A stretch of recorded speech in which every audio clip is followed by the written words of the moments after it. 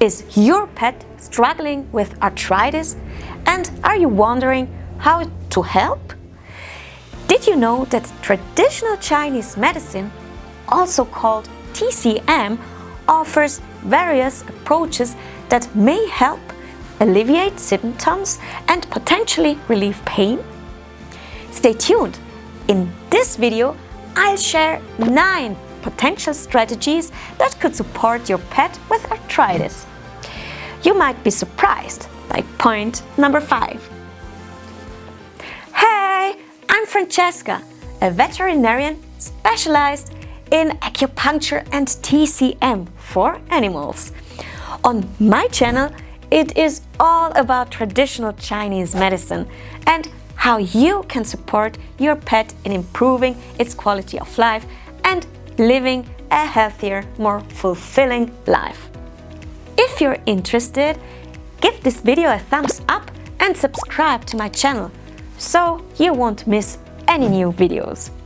It really helps me out and supports the channel a lot. Alright, let's dive into the first of 10 exciting topics in our series, Traditional Chinese Medicine for Chronic or Persistent Conditions. Today we're taking a look at arthritis. How can TCM potentially assist? I'll walk you through 9 different approaches, including acupuncture and other TCM techniques that may help improve your pet's quality of life. And make sure to stay until the end. I have a helpful infographic to share that could deepen your understanding of arthritis in your pet. First, a question. What happens in the body with arthritis? Arthritis is a degenerative joint disease primarily characterized by the progressive breakdown of cartilage. Normally, cartilage acts as a cushion protecting the joint surface and allowing smooth movement. However, when the cartilage breaks down due to chronic stress, inflammation, or age-related wear, the joint loses its protection layer. This causes bones to rub at each other, maybe directly, and it is leading to discomfort. Additionally, the body responds to this wear down by creating bony growth around the joint. While these mineralizations help stabilize the joint, they can lead to further limitations in movement and therefore lead to discomfort. Arthritis, therefore, is not just a cartilage issue, but a complex disease affecting the entire joint, which can worsen without intervention.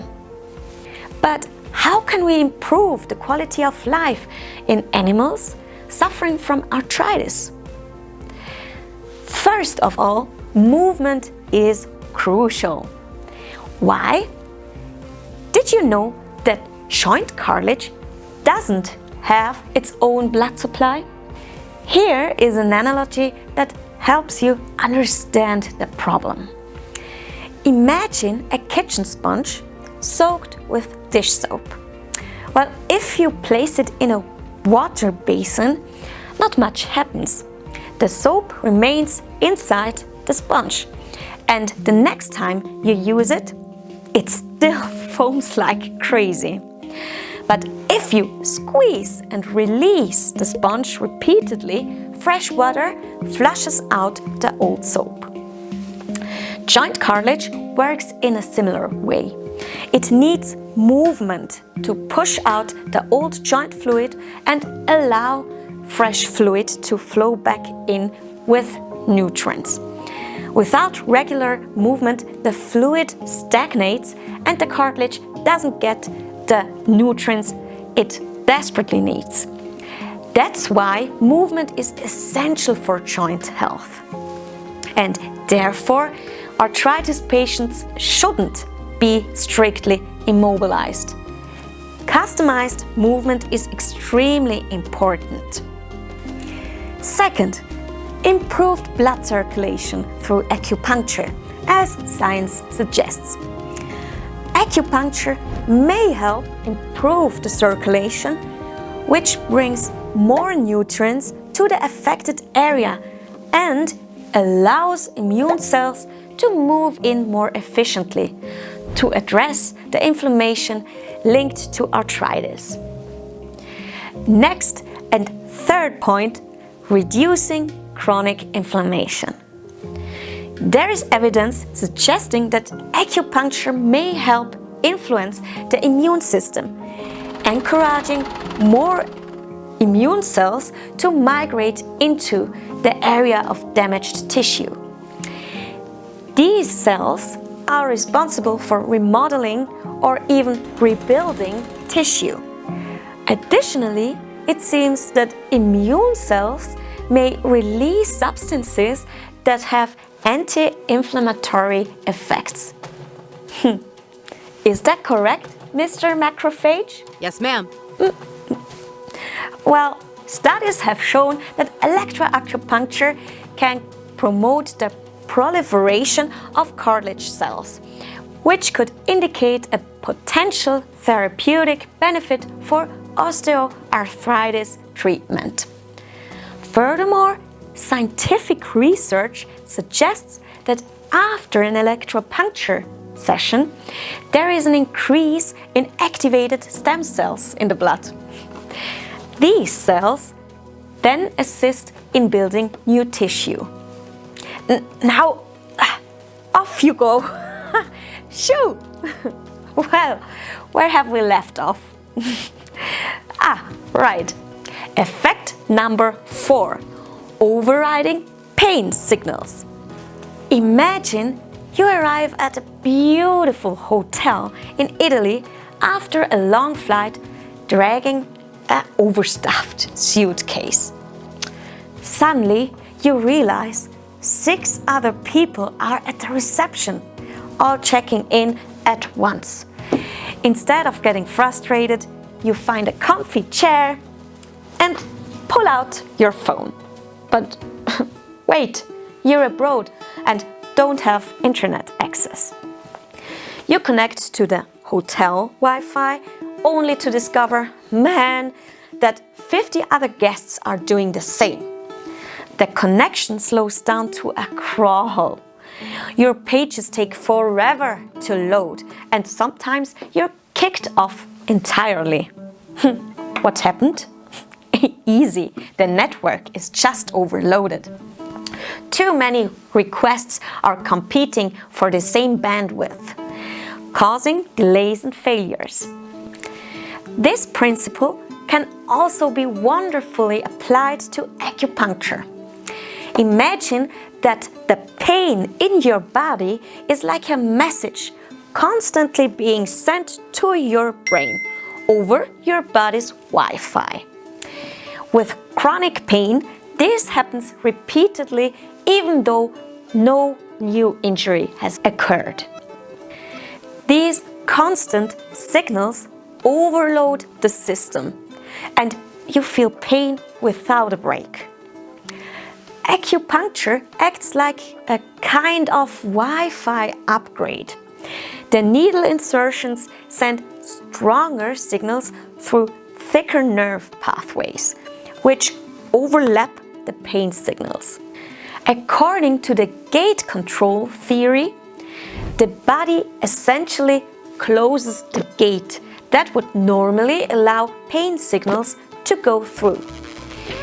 So it seems that acupuncture sends signals that could block the transmission of pain, meaning fewer pain signals actually reaching the brain.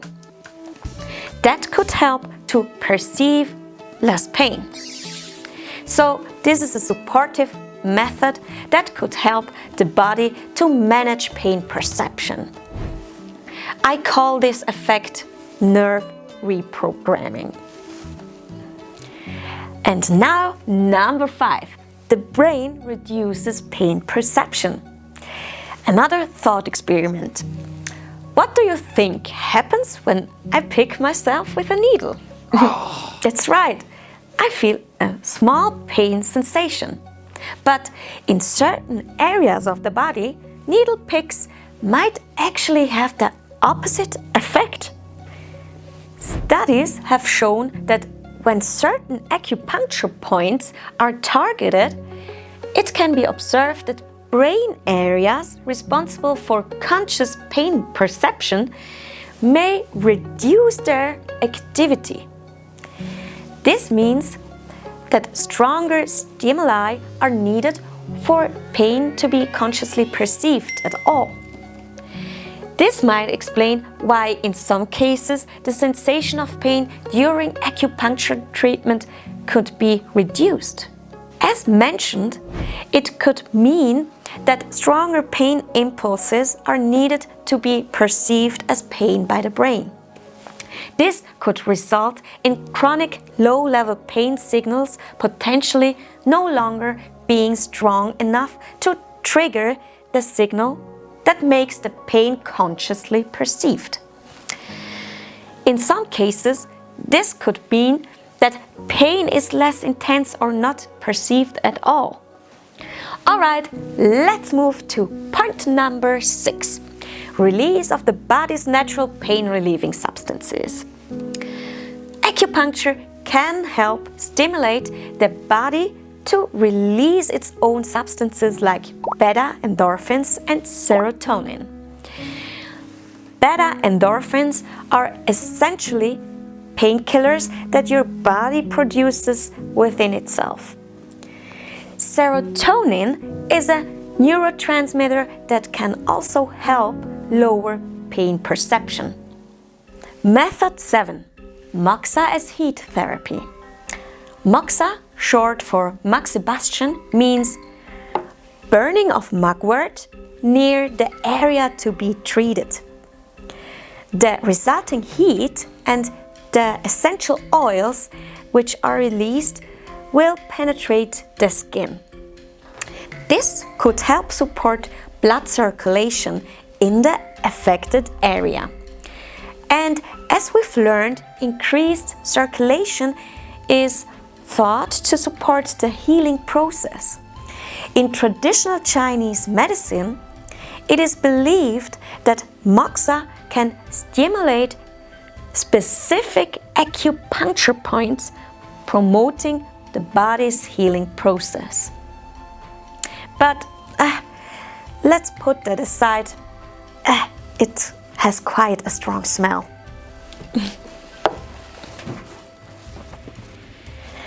This method can even be continued at home. However, Moxa requires professional guidance to prevent burns and ensure it's used correctly. Also, in certain musculoskeletal conditions, the use of Moxa might even be counterproductive. Another way to support an arthritic pet at home is through supplements. There are several ingredients that may be helpful in such cases. Examples include green-lipped mussel extracts, hyaluronic acid, or chondroitin sulfate. These supplements may support joint health, but it's very important to consult with your veterinarian to find the right supplement for your pet. And finally, we all know it, right? But it still needs to be emphasized here.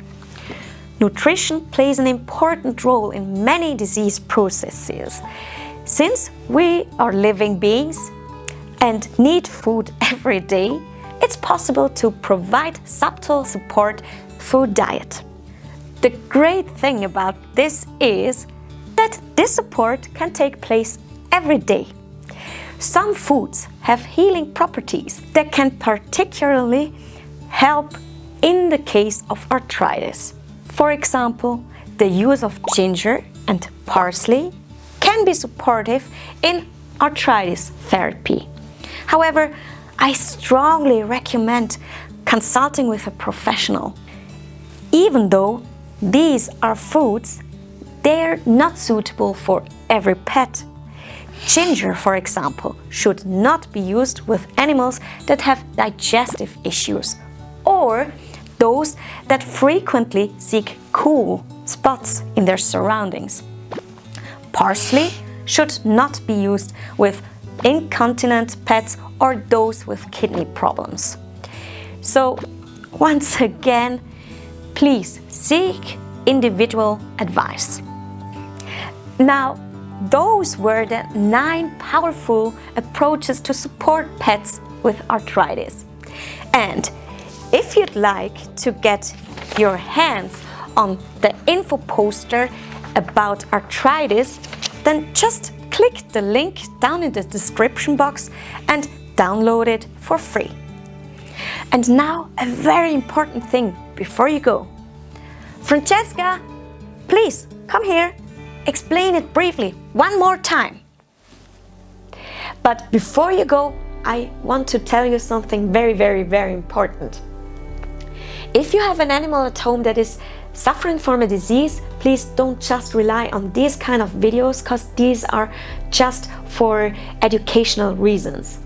So if you have an animal that is suffering from a disease, please go to your local vet that he can have a look at it and diagnose it accordingly.